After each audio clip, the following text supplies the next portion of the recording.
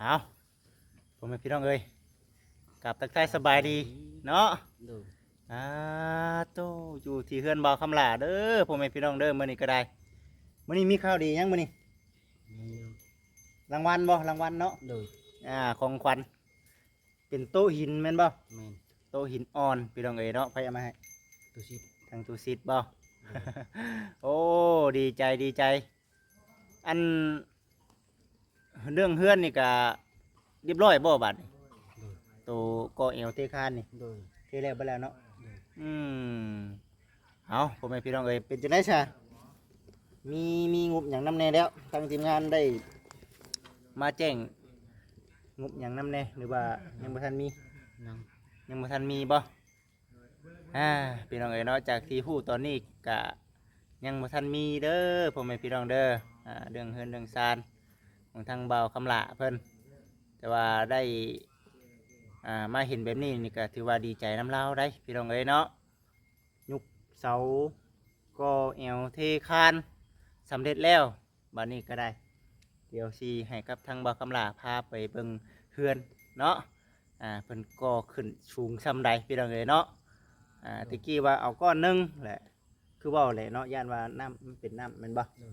มันน่ามันเป็นอยากอ้างๆนะพี่น้องเอ๋ยเนาะก็เลยเอาขึ้นอยู่ในระดับนี้สูงสำหรับเดียวสีให้ทางเบาคำละพาไปเบิ่งพี่น้องเอ๋ยไปเบาคำละ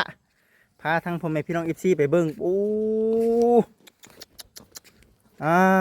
พี่น้องเอ๋ยโอ้ตัวอันนี้อยู่ข้างโพนได้นี่เนาะอันนี้คือเพียง เกือบเพียงเอวอยู่ทางต่ำสุดได้ใช่ป่ะคำละเอวเลยป่ะเป็นจะได้อุปกรณ์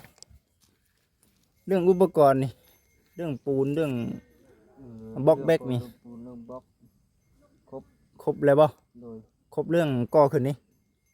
ตัวนี้หรือเปล่าก่อขึ้นสิ ยังยังเนาะ คื คือ อตอนนี้ ไล่แต่เท่านี้ โดย อันนี้น่ะใจายไปแล้วบัดนี้จุด โด นี่ ย โอ้อันนี้ชื่อเอาของทางเอ้ยพนอยู่ใกล้เคียงนี่ป่ะโอ้พี่น้องเอ้ยสุดยอดบานนี้ป้าบ่คำละไปเบิ่งผู้ไปไปเบิ่งน้ำกันพี่น้องเอ้ยเนาะมื้อนี้ก็ได้พาพ่อแม่พี่น้องมาเบิ่งเพื่อนบ่าวคำละมื้อนี้ถือว่ามีความคืบหน้าช่างเพิ่นโอ้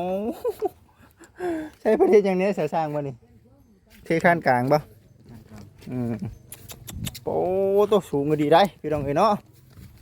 สุดยอดปาโร